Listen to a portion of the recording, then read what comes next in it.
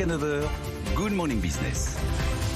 Les introductions en bourse sont à la mode. On vous en parle depuis le début de la matinale.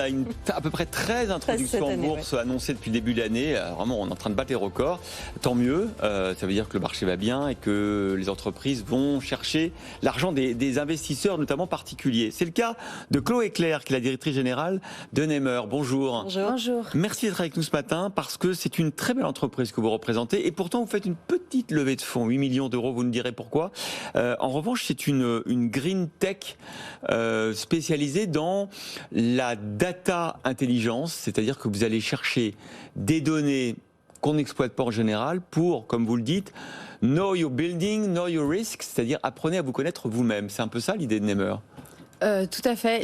Nemer, c'est avant tout la vision, c'est de décrire le monde physique par la donnée. Et donc c'est de là qu'on tient notre nom, celui sur lequel vous avez accroché. C'était bien là. Oui, c'était parfait. Bon, j'y suis. Ça vient de name reality, nommer la réalité, Nemer. Et donc, nous sommes une entreprise de deep tech qui produisons de la donnée à forte valeur ajoutée. Nous appelons ça des attributs et ils permettent de décrire qualitativement et quantitativement les bâtiments, les territoires et l'environnement. Et à partir du moment où on a ces informations-là, on est capable d'appliquer des stratégies de transition écologique et de mesurer chacune des solutions proposées et donc évidemment de cibler celles qui ont les meilleurs impacts.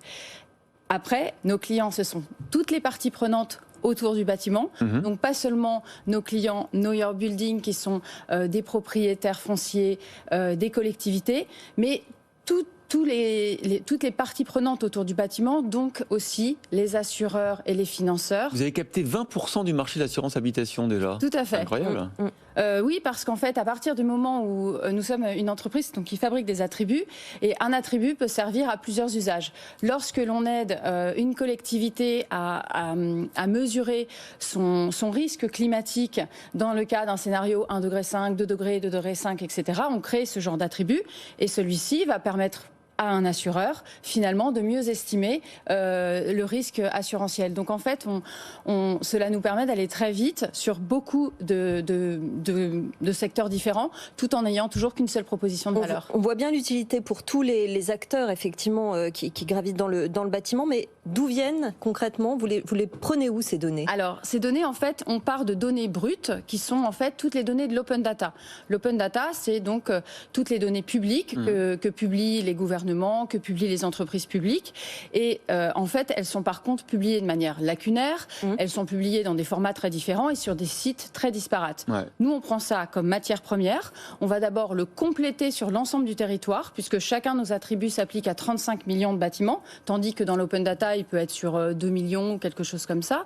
Et ensuite, on va en créer des nouveaux en croisant tout ça. Par exemple, on a un attribut période de construction qui vient d'une dizaine de bases de données différentes. Et on sait que la data, c'est l'or du 21e siècle. Exactement. J'aimerais qu'on dise un mot quand même sur vous, Chloé Claire, parce que vous êtes directrice générale de l'entreprise depuis 8 mois, et qu'avant vous étiez au COMEX d'un groupe de 15 milliards d'euros de chiffre d'affaires, Vinci Construction. Comment on passe du COMEX d'un groupe comme Vinci à une petite start-up French Tech, qu'on va essayer d'emmener en bourse? Bien, je pense que c'est une question d'impact personnel. L'aventure dans un grand groupe, c'est une aventure humaine, globale. En plus, dans la construction, c'est toujours un travail d'équipe. Mais il y a un moment, quand on est dans les hautes sphères, on sent moins un impact de son propre levier. Et donc, j'ai décidé de changer d'échelle. J'ai été séduite par la proposition de valeur de Nemer qui permettait en plus d'avoir un impact professionnel fort, un impact pour la planète aussi très positif. La mission est en jeu parce que le secteur du bâtiment est responsable de 18% des émissions nationales de gaz à effet de serre, c'est ça? Alors 18%, c'est pour la partie opération énergétique. On peut arriver jusqu'à 40% lorsqu'on prend en compte les matériaux de construction et aussi les mobilités inter-bâtiments. À 7h45, on est avec François Pétry, le directeur général de Lafarge Holcim. Je l'ai croisé, je le connais. Ah bah oui, parce qu'il y a du boulot, il faut qu'il soit moins émetteur de carbone. Oui, vous les aidez? Chez Nemer, Oui, chez Nemer. non, nous ne travaillons pas encore avec eux, mais Bon. on pourrait travailler sur les circuits courts avec eux. Bah, peut-être un client dans le C'est pour la couloir. suite, alors. Tout à fait. effectivement. Et vous levez donc, vous vous introduisez en bourse pour récolter 8 millions d'euros, déjà récoltés d'ailleurs, quasiment. Vous êtes, Sur la partie privée, oui. Et alors- nous nous ouvrons aujourd'hui à la partie distribution. Mais comme disait Christophe, ça paraît un petit montant vu l'enjeu. Bien oui, parce qu'en fait aujourd'hui on a déjà une position de leader en France, on est seul sur le marché, Ouais. on a une avance technologique très importante et c'est pour ça qu'on fait cette IPO. Un, pour la recherche de notoriété, parce Ouais, que c'est vous ça. avez vu, on travaille avec énormément de parties prenantes. Ouais. Et deux, pour consolider cette avance technologique que l'on a. Là, on est un champion français, Ouais. on veut devenir ce champion européen de la data et la place à prendre sur la data, c'est aujourd'hui. Mais c'est vrai que 8 millions d'euros, alors on parle entre techniciens là, mais c'est vrai que ça aurait pu être une levée de fonds auprès d'un tour de table investisseur. La bourse c'est compliqué, il faut alimenter la liquidité du titre. C'est une sacrée aventure. Pour 8 millions, est-ce que ça en vaut la peine? Je pense que oui, parce que je trouve que c'est très intéressant de proposer au grand public de pouvoir aussi investir sur ces French Tech, ces Non, mais pépites. nous on se réjouit. Hein, mais... Et ça permet aussi de structurer les entreprises. Si on désire aller très très vite et croître de manière très forte, c'est important qu'au moment en pré-hypercroissance, vous soyez parfaitement structuré. Ouais. Et finalement, cette IPO nous a permis de nous structurer en interne pour être prêt pour l'hypercroissance.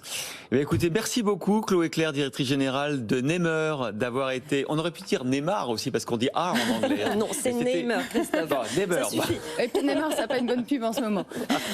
Merci c'est pas beaucoup. faux. Merci Chloé Claire et bon, suivez votre parcours boursier évidemment avec beaucoup d'intérêt.